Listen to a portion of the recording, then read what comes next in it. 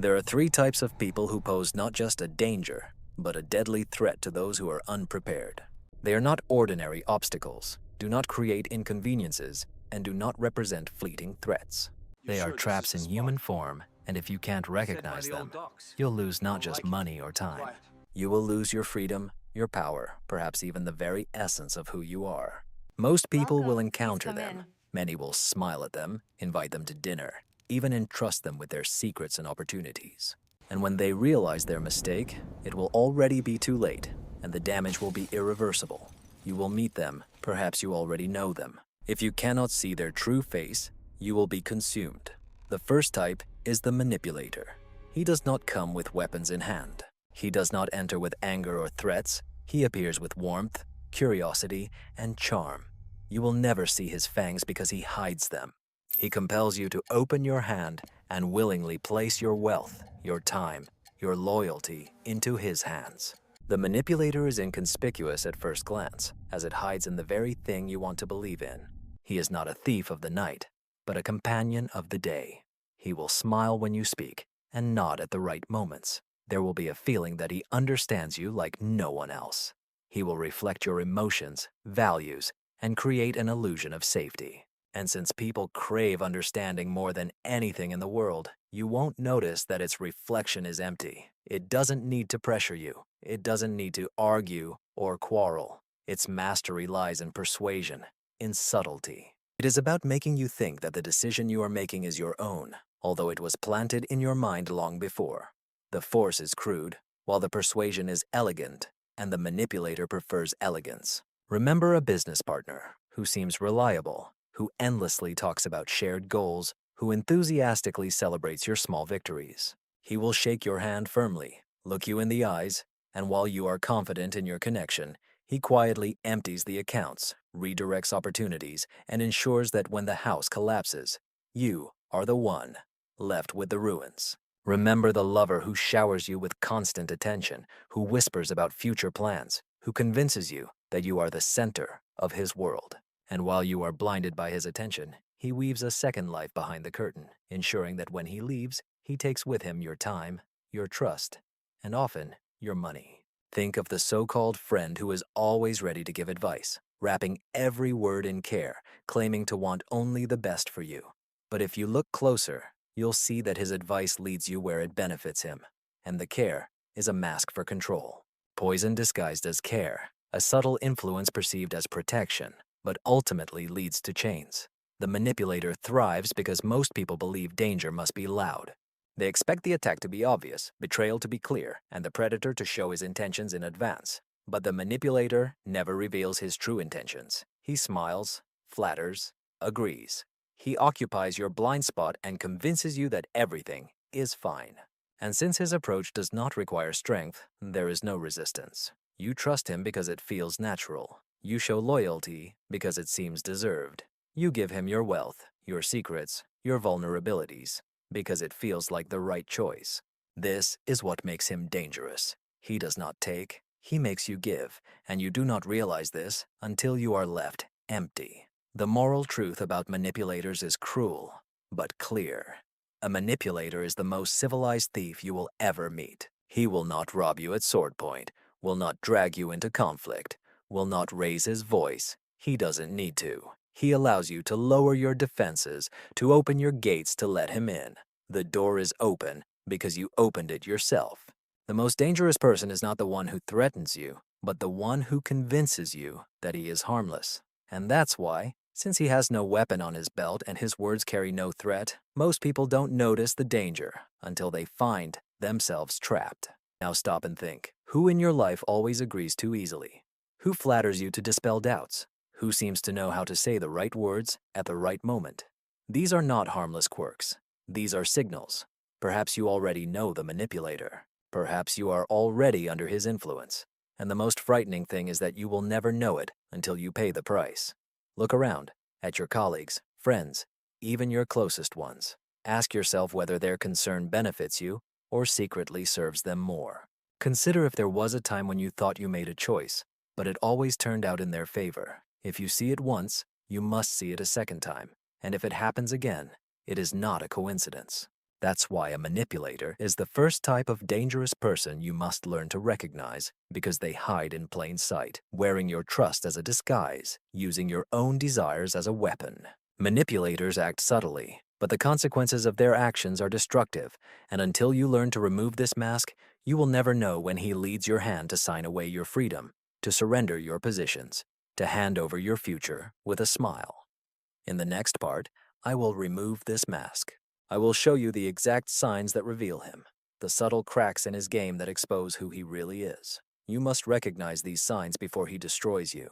You already understand that the manipulator never bursts into your life, shaking chains, imposing trust on you. He patiently waits for you to open the door and invite him inside.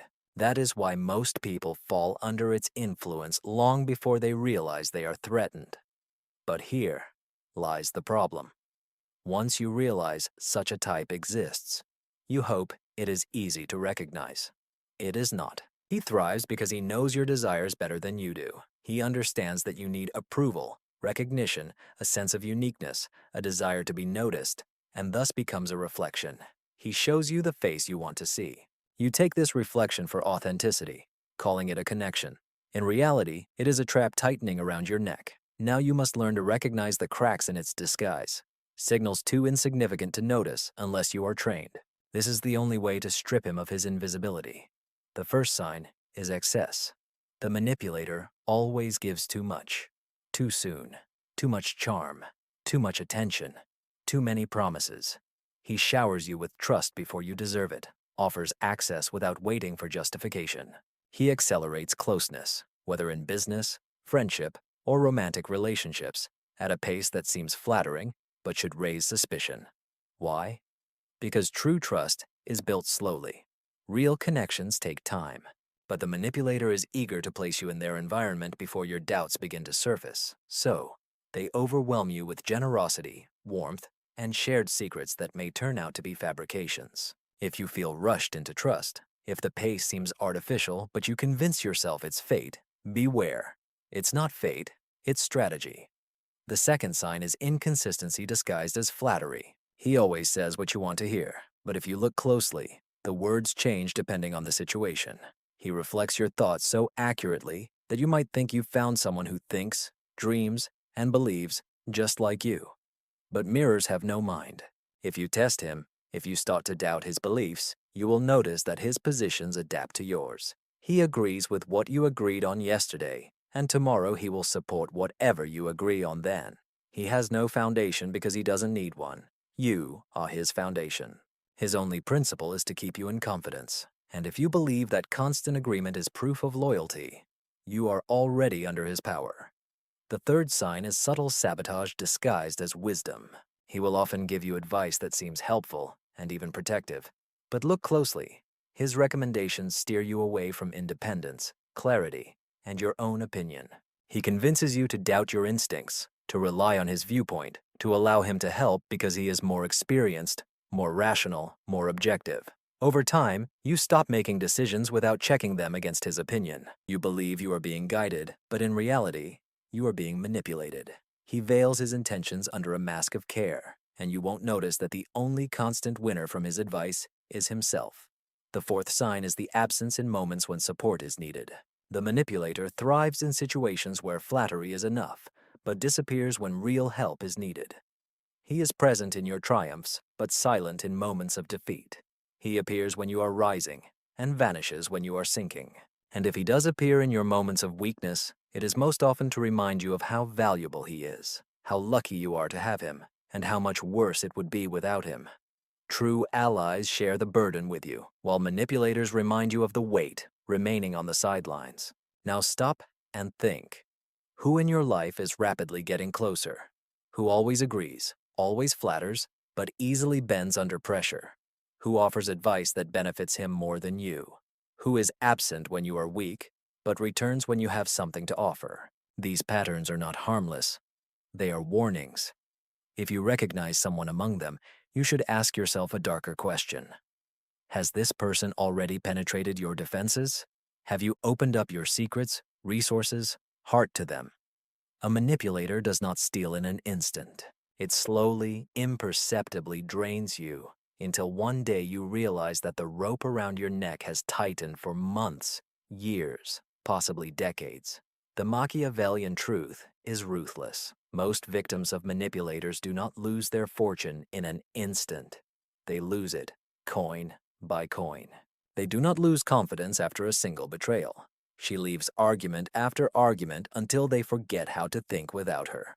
This is why manipulators are so dangerous. You never realize the loss until you become empty. And when you become empty, you can no longer resist. This is the fate of those who do not recognize signs. But as soon as you recognize them, as soon as you see through the deception, the mask will not hold. The manipulator has no inner core, only a reflection.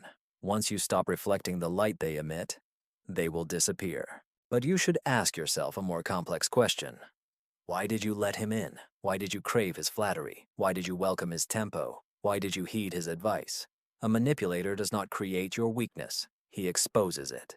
If you cannot answer these questions honestly, you will not only fall to him once, but you will keep falling to him again and again. Until you learn the truth about yourself, the manipulator will always find the door, and this is the cruelest lesson. Sometimes the real enemy is not him, but the thirst within you that gave him the key. The manipulator disarms you with charm, but the traitor is even more dangerous, for he does not need to persuade you to open the gates. He is already inside your walls. This is the second type of dangerous person, the one who waits not at the door, not at the window, but at your table. He eats your bread, drinks your wine, listens to your secrets, and while doing so, sharpens a knife that will soon be plunged into your back. You cannot protect yourself from him merely with distrust, because suspicion will betray you if directed at everyone.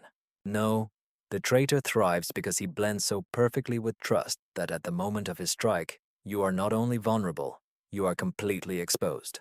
This is why betrayal destroys not just wealth, it annihilates the spirit. It convinces you that trust cannot be real, that no bond is sacred, and no loyalty lasts forever. The manipulator takes your money, the traitor robs you of your faith in humanity. You must understand why betrayal is inevitable. He is not a stranger at the gate, not an opponent on the battlefield. He is a brother in arms, a trusted confidant, an ally granted access. Danger increases with closeness, and no one is closer than the one you trust the most. Ask yourself, who is truly capable of hurting you? These are not enemies from whom you expect hostility, nor strangers from whom you expect nothing. Those who can destroy you are those you have let into your life. Their betrayal will shock you because you were never prepared for it, and that is why betrayal always feels monumental. It is not only a crime against you, but a crime against the very idea that loyalty exists. Think of a friend who knows your weaknesses because you've opened up to him, who nods as you share your darkest fears, who promises to guard your secrets as if they were his own. But when the moment comes when speaking them aloud gives him an advantage, he will reveal them, and your soul will be laid bare. Think of a business partner who has access to the accounts, who was present at every meeting, who smiled at every stage of planning. He will wait until the right moment, until your defenses weaken, and then redirect all assets while your eyes are still blinded by trust. Think of a loved one who whispers about eternity, who lived in your body, who heard you in moments of despair and ecstasy. When betrayal comes from them, it is not just a loss, it is a desecration. The Machiavellian truth is this: betrayal never arises from weakness. It comes from calculation. The traitor is patient. He does not act at the first opportunity. He waits for the right moment, the perfect angle, the strike that guarantees not just profit but destruction. Because the traitor does not just want to win, he wants you to suffer defeat. And the greater your trust, the greater his triumph when it collapses. That is why betrayal inflicts deeper wounds than any theft or deception. It's not about what is taken. It's about the fall of something you considered inviolable. Most people are not destroyed by the betrayal itself, but by their blindness to its possibility. They tell themselves, he would never act like that, repeating with confidence, she would never betray. But history, literature, and life itself whisper the same thing. They betray, and it has always been so. Brutus was not a stranger to Caesar. Judas was not unfamiliar with Christ. Every great fall is accelerated not by open war, but by the stab of a knife from the one who is closest. You are no exception. Do not deceive yourself into believing that loyalty is eternal. It is temporary. The durability of loyalty ends the moment the traitor sees greater value in betrayal than in fidelity. And yet, even as I speak these words, you resist them. You want to believe in the constancy of trust. You want to believe that some people are incapable of betrayal. This is your weakness, and the reason why the traitor always exists. He lives in the space between your faith and reality. He feeds on the difference between your hopes and who people really are. He thrives because you cannot imagine his blow, and when it comes, your shock doubles the force of the strike. Think of those closest to you, not strangers, not rivals, but those who sit beside you, who know your heart, those you could never imagine as traitors. Keep their faces in your mind. Ask yourself, who has access to what could break you? Who knows where you are vulnerable? Who could devastate you with a word, an action, a revelation? If you can name them, you must understand, these people are capable of betraying you, and one of them will do it sooner or later. A traitor does not appear suddenly. Their betrayal is not like lightning. It is erosion. It begins long before the knife touches your back, long before the account is emptied, long before the secret becomes evident. His betrayal is being prepared, rehearsed, cultivated in silence. What destroys most people is not that they were betrayed, but that the signs were there all along, and they chose not to see them. If you want to survive, you need to learn to notice these signs. They are subtle, but they exist. They always exist. A traitor is never flawless because deception always leaves a trace. His smile is a bit too calculated. His interest is slightly too convenient. His loyalty is overly loud. If you observe closely, you will see the lines of cracks before the collapse. The first sign is secrecy disguised as privacy. Everyone keeps something to themselves, but the traitor hides more than necessary. He is not silent out of restraint, but because he is planning. He speaks freely about trivial matters but becomes evasive when the conversation turns to the future, obligations, or responsibilities. When you ask a direct question, his answers are vague, evasive, or delayed. He hides behind phrases like, "Trust me," or "I'll sort it out." In fact, he doesn't want you to look too closely. Privacy protects, secrecy hides. Learn to distinguish these concepts, for betrayal lies within secrecy. The second sign becomes a subtle distancing. The traitor begins to distance himself, not openly conflicting, but making small retreats in his presence. He skips meetings, cancels appointments, evades conversations, all while insistently claiming that everything is fine.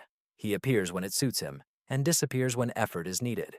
He continues to smile and flatter, but behind it lies emptiness. He is already distancing himself from your fate, gradually changing his loyalty. Blinded by habit, you will convince yourself that he is just distracted, busy, or tired. But distraction does not feel like distancing.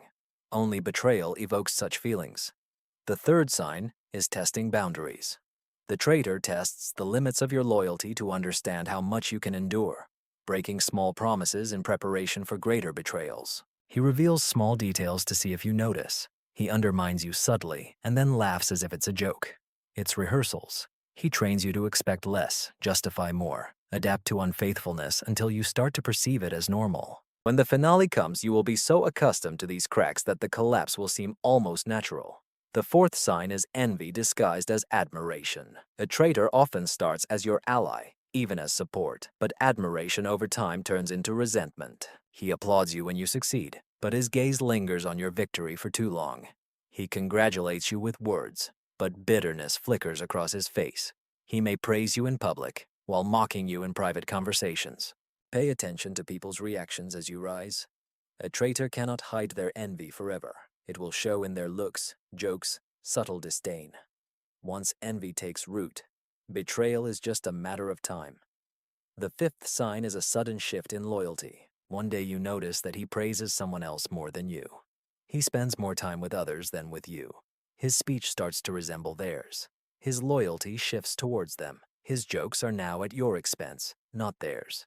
This is the shadow of betrayal, a rehearsal for infidelity. He has chosen a new master, a new partner, a new loyalty. You are no longer the center of his affection. Now you are an obstacle. Now think carefully about who in your life becomes more secretive as you become more open, who distances themselves claiming nothing has happened, who breaks small promises and laughs at your discomfort, who admires you with words but envies you with their eyes, who gradually shifts their loyalty to others, competing with you.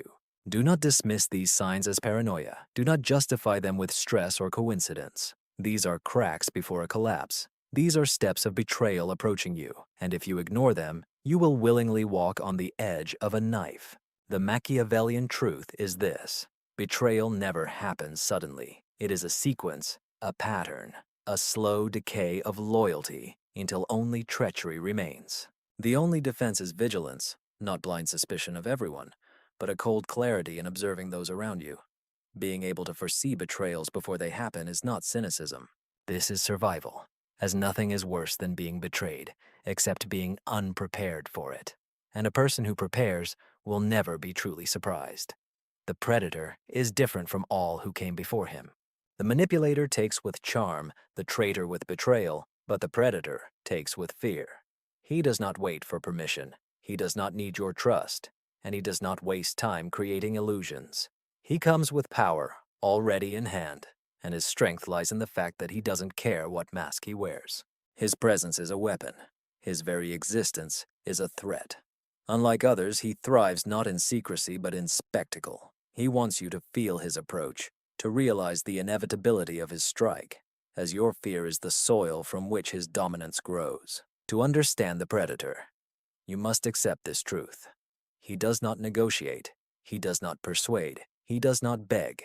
He consumes. The predator knows no fear because he has rid himself of the illusions that hold most people back: conscience, pity, hesitation. These are the burdens he cast off while others stop to weigh everything or hold themselves back with morality. The predator moves with relentless confidence. He does not hesitate, and that alone makes him terrifying. Most men waver before acting. They hesitate and soften their blows with doubt.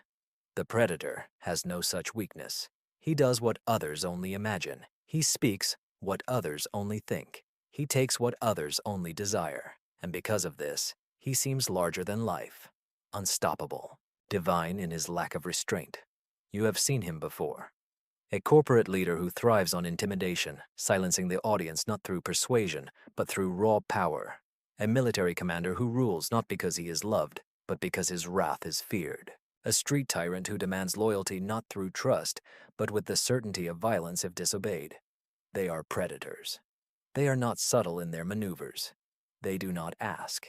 They impose. Their advantage lies not in deception, but in the terror they invoke.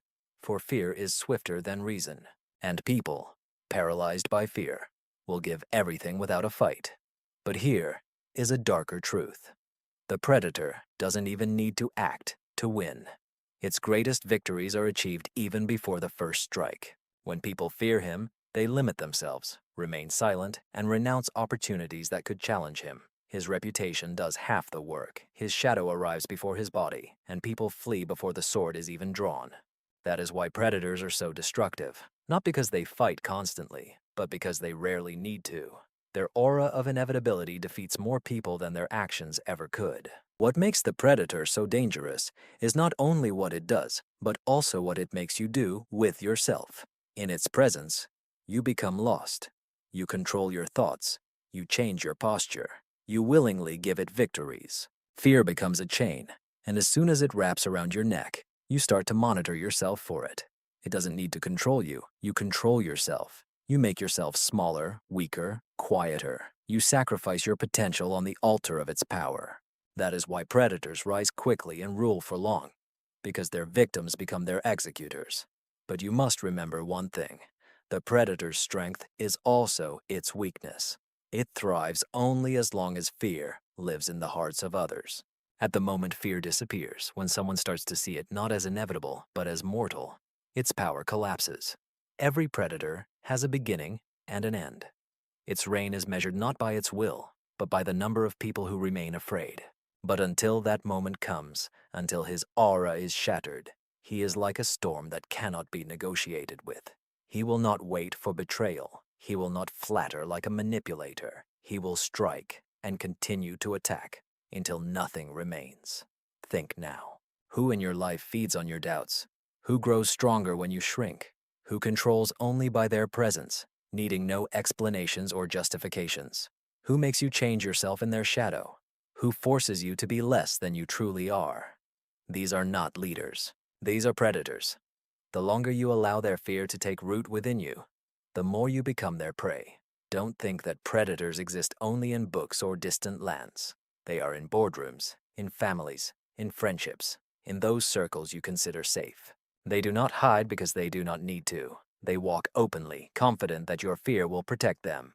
The predator hunts in cycles. Its method is not random chaos, but a deliberate pattern of dominance. First comes intimidation.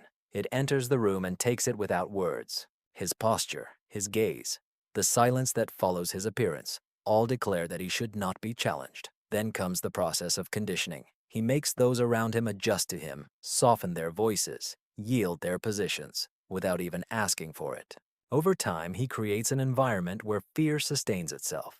People begin to anticipate his anger, thirst, and violence, controlling themselves even before he does anything. By the time he acts, the resistance is already broken. The true genius of a predator lies not in what it does, but in what it makes you do to yourself.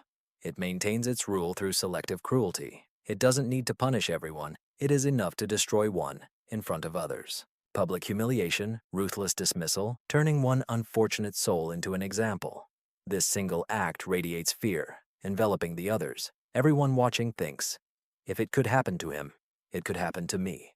Thus, the predator multiplies its power effortlessly. Fear does not have to be universal. It only needs to be noticeable. Like fire, it ignites by itself. It merely sparks the first flame. But fear is never permanent. It needs to be fed. The predator maintains its superiority, repeatedly igniting the flame, ensuring that the memory of its power never fades. Sometimes it is a fierce outburst, other times a calculated display of authority, and sometimes just silence that makes everyone guess what it can do. The predator understands that imagination is stronger than facts. People fear what they cannot predict, measure, or control. By fostering uncertainty in others, never revealing the full extent of his methods, he makes them always envision the worst. This imagination captivates them much stronger than chains. But here is the secret that the predator never wants you to realize. Its power exists only as long as you believe in it. The moment you stop fearing it, its halo collapses. He has no conviction like that of a manipulator. There is no intimacy like that of a traitor. He only has a shadow of fear. If you pierce it, you will expose him as mortal, limited, and vulnerable. But most people never reach that moment, as they are broken long before. They surrender their strength, courage, and resistance because they cannot bear the suffocating weight of his presence. They convince themselves that he is invincible, and through this belief, he becomes invincible. The predator does not win because he is invulnerable. He wins because you accept defeat even before the fight begins. Remember your life. Who do you obey without questioning? Not out of respect, but out of fear. Who silences you before you even speak? Who makes you smaller, weaker, less alive just by their presence? Don't you see that this is how predators thrive, convincing you that their power is absolute, while in reality, it completely depends on your obedience? Don't you understand that fear is a chain, and your faith is the lock that secures it? A predator cannot enslave a person who has torn fear from their heart. But to reach this point, you must endure the storm of its presence. You must refuse to cower. You must be ready to confront the illusion it projects. The Machiavellian truth is that predators rule only until courage rises. Every tyrant in history seemed unstoppable, eternal, absolute, until they fell. And when they fell, the fall happened quickly, because their power was never as strong as it seemed. She was held by fear, and when fear is shattered, its reign evaporates like smoke in the wind. The predator knows this, so it tirelessly keeps you in dread, making you guess and doubt yourself. But as soon as you see him clearly, as soon as you stand without fear, he will have nothing to use against you. Now you know about the 3 most dangerous types of people you will ever encounter. A manipulator that makes you surrender, a traitor that strikes from within, and a predator that conquers through fear. You will face them all. Perhaps you already know them. If you do not learn to recognize them, they will consume you. But if you learn, if you can see through deception, break through loyalty, and overcome fear, then no one in the world can enslave you. And at the moment you confront such a character, you will not tremble and will not yield. You will remember this. The true power of a predator lies only in the fear you grant it. Refuse to feel it, and you have already won. If you have reached this moment, part of you already senses this truth. The most dangerous people are not strangers in the dark. These are those who are close, those who smile, those who silently observe while you trust them. A manipulator, a traitor, a predator, facing them unprepared, you risk losing everything. Now tell me, are you ready to see them before they attack? Are you ready to acknowledge that danger has many faces and none of them announce themselves? If this message has touched you, if it resonates with you, let it be known. Let's see how many people are ready to face the dangers that Machiavelli warned about.